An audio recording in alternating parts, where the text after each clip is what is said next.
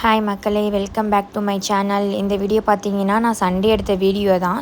இது அப்படியே நம்ம ஒரு லாங் வீடியோவாக எடுத்துடலாம்னு சொல்லிட்டு ஒரு விலாகாக எடுத்தேன்.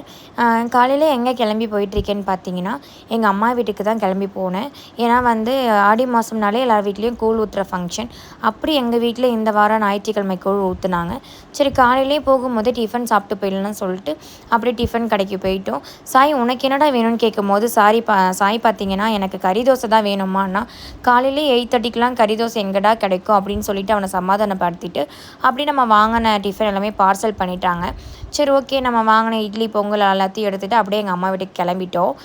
இங்கே பார்த்தீங்கன்னா எங்கள் சாய் வந்து நான் தான் ஃபஸ்ட்டு போவேன் அப்படின்னு சொல்லிட்டு அப்படியே அவன் ஒரு பக்கம் போனான். இல்லை நான் தானே ஃபஸ்ட்டு போவேன், அவன்கிட்ட சண்டை போட்டு நான் ஒரு பக்கம் போனோடனே பார்த்தீங்கன்னா எங்கள் அம்மா வீட்டு வாசப்படியில் கேட்டில் எல்லாத்தையும் வேப்பிலை தோரணம் கட்டியிருந்தாங்க.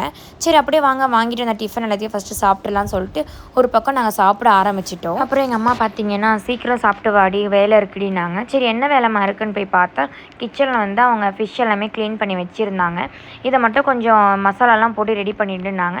சரிம்மா அப்படின்னு சொல்லிட்டு நானும் ரெடி பண்ணிகிட்டு இருந்தேன்.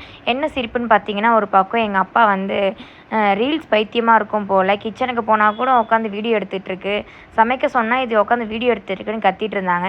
சரி, அவங்க வழக்கம் போல் கத்துறவங்க தான் அப்படின்னு சொல்லிட்டு இந்த காதில் வாங்கி இந்த காதில் விட்டுட்டேன். இந்த பக்கம் பார்த்திங்கன்னா எங்கள் அம்மா கூழுக்கு எல்லாமே ரெடி பண்ணியிருந்தாங்க. கூழ் வந்து சனிக்கிழமை நைட்டே அவங்க ரெடி பண்ணிட்டாங்க. அடுத்த நாள் பார்த்திங்கன்னா அப்படியே எடுத்து கரைச்சிட்டு நம்ம எல்லாமே ரெடி பண்ணிடணும். அப்படி எங்கள் அம்மா கூழ் கரைச்சிட்டு இருந்தாங்க. சரி, எல்லாத்தையும் அவங்க ரெடி பண்ணி கொடுத்தோன்னே இது கொண்டு போயிட்டு எல்லாமே வேப்பிலெல்லாம் கட்டிட்டு எல்லாம் ரெடி பண்ணிட்டு இருந்தாங்க. நான் அப்படியே எல்லாத்தையுமே ரெடி பண்ணிவிட்டு அந்த கூழ் மேலே பார்த்திங்கன்னா வெங்காயம் தயிர்லாம் ஊற்ற சொன்னாங்க. அது ஒரு பக்கம் பண்ணிகிட்டு இருந்தேன். அப்புறம் பார்த்திங்கன்னா எல்லாருமே வர ஆரம்பிச்சிட்டாங்க. சரி, ஓகே, நம்ம எல்லாமே வந்துட்டாங்க அப்படின்னு சொல்லிட்டு நம்ம சாமி படையல் போட்டுடலான்னு சொல்லிட்டு எங்கள் அத்தை பார்த்திங்கன்னா அவங்க தான் தீபார்த்தனை காட்டினாங்க. ஓகே, அப்படியே ஒரு ஆளாக வந்து சாமி கும்பிட்டாங்க.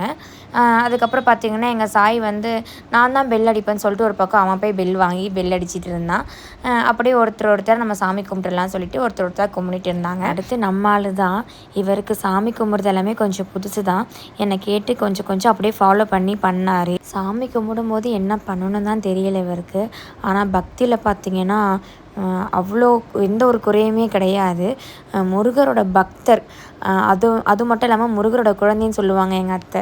அடுத்து பார்த்திங்கன்னா நான் தான் சாமிக்கிட்ட ரொம்ப பெரிய லிஸ்ட்டெல்லாம் போடலை. என்னை சுற்றி இருக்கவங்க எல்லோரும் நல்லா இருக்கணும்னு வேண்டிக்கிட்டேன். அடுத்து இந்த உருண்டை தாங்க ஸ்பெஷல். சின்ன வயசெல்லாம் கூழ் ஊற்றுற வீட்டில் இந்த உருண்டையை கொடுத்தாலே நான் ஓடிடுவேன்.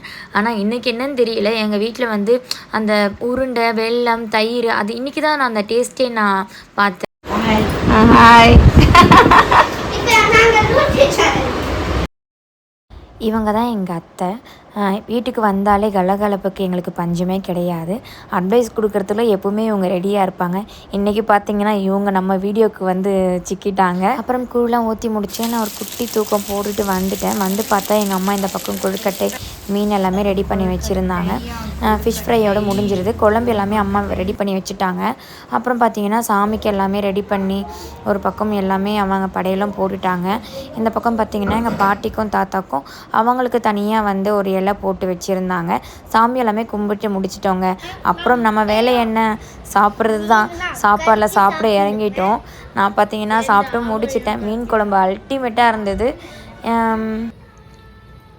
இந்த வீடியோ உங்களுக்கு பிடிச்சிருந்தா நம்ம சேனலை மறக்காமல் சப்ஸ்கிரைப் பண்ணிவிடுங்க. டாட்டா, பாய் பாய்.